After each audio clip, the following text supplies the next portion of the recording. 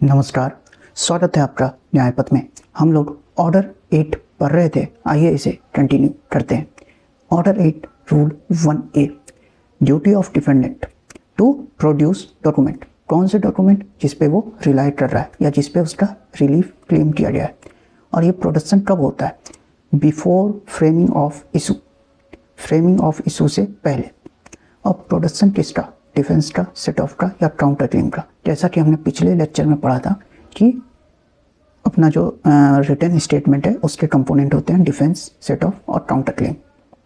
Order 8 rule 1A clause 2 बात करता है यदि डॉक्यूमेंट का पोजीशन डिफेंडेंट के पास नहीं है तो उसे बताना होगा कि डॉक्यूमेंट का पोजीशन कहाँ है। ऑर्डर 8 रूल 1A का क्लॉज 3 ये बात करता है ऐसा डॉक्यूमेंट जिसे प्रोड्यूस होना है और डिफेंडेंट ने नहीं किया तो फिर वो बिना कोर्ट के एक्सप्रेस परमिशन के अलाउड नहीं होगा प्रोड्यूस करना।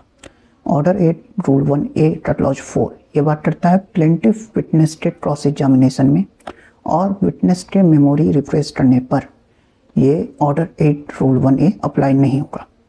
अब आते हैं ऑर्डर 8 रूल 2 पे। ऑर्डर 8 का रूल 2 ये बात करता है all new facts must be specially pleaded. आइए एक नज़र डालते हैं कंटेंट्स ऑफ WS पर। सबसे पहले न्यू फैक्ट्स जो भी है वो रूल 2 डील करता है। डिनाइल्स जो है वो रूल 3, 4, 5 डील करता है, डिनाइल्स और इवेसिव डिनाइल। सेट ऑफ से डील करता है अपना रूल 6। काउंटर क्लेम से डील करता है रूल 6A से 6G। New ground of defence से डील करता है रूल 8 और सब्सिक्वेंट प्लीडिंग से डील करता है रूल 9 और 10। तो आज के लिए इतना ही, फिर मिलते हैं। Thank you.